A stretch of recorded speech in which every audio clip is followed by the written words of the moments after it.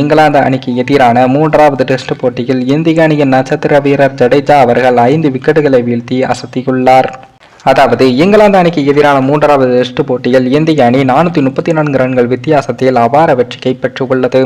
இந்த போட்டியில் 2வது இன்னிங்ஸில் இந்திய அணி 4 விக்கெட்டுகள் இழப்பிற்கு 430 ரன்களை சேர்த்த நிலையில் இங்கிலாந்து அணியின் வெற்றிக்கு 557 ரன்கள் இலக்காக நிர்ணயம் செய்யப்பட்டது. இதனையடுத்து கிராலி டக்கட் கூட்டணி தொடக்க வீரர்களாக களமிறங்கியது. அதில் சிராஜ் மற்றும் ஜெரல் இருவரும் அட்டகாசமான ஃபீல்டிங் காரணமாக டக்கட் அவர்கள் 4 ரன்களில் ஆட்டமிழக்க, தொடர்ந்து கிராலி 11 ரன்களில் பும்ரா வேகத்தில் வீழ்ந்தார். இதன் பின் ரவீந்திர ஜடேஜா அட்டாக்கில் வந்தார். தேநீர் இடைவெளிக்கு பின் அட்டாக்கை தொடங்கிய ஜடேஜா இங்கிலாந்து அணியின் போப் 7 ரன்களையும் பேர்ஸ்டோ 4 ரன்கள் எடுத்திருந்த போது வீழ்த்தி அசத்தினார். தொடர்ந்து ஜோ ரூட்டை 7 ரன்களில் வீழ்த்தி இங்கிலாந்து அணியின் நம்பிக்கையை ஒற்றையாளாக தகர்த்தார்.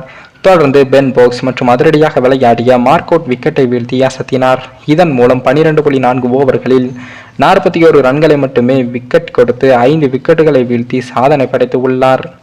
முதல் இன்னிங்ஸில் சதம் விளாசிய ஜடேஜா 2வது இன்னிங்ஸில் 5 விக்கெட்டுகளை வீழ்த்தியுள்ளார். இதன் மூலம் சொந்த மண்ணில் ஜடேஜாவின் ஆட்டம் இப்படிதான் இருக்கும் என்றும் பலரும் பாராட்டி வருகிறார்கள்.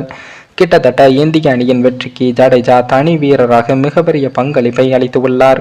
அதிலும் பேட்டிங்கில் 33 ரன்களுக்கு 3 விக்கெட்டுகளை இழந்து இந்திய அணி தவித்த போது ரோஹித் சர்மாவுடன் இணைந்த ஜடேஜா பதற்றமே இல்லாமல் ஆடி அசத்தினார்.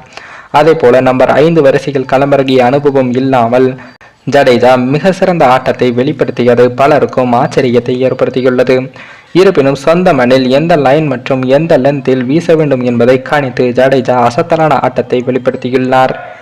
மேலும் ஜடேஜா குறித்து சச்சின், தோனி ஆகியோர் பாராட்டுகளை தெரிவித்துள்ளார்கள் என்பதும் குறிப்பிடத்தக்கது.